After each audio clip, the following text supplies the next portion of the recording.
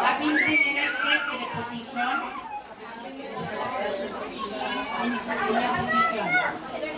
Villa Verde Tribe Development Center,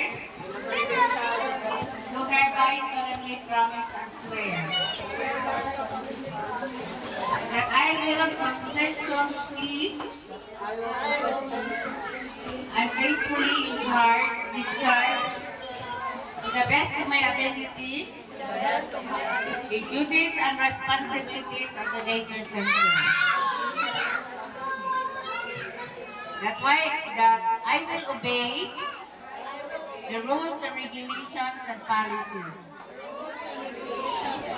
That I will actively support all activities and programs of our children. And that finally, I shall impose this obligation upon myself voluntarily and without mental reservation or purpose of evasion. So help me God.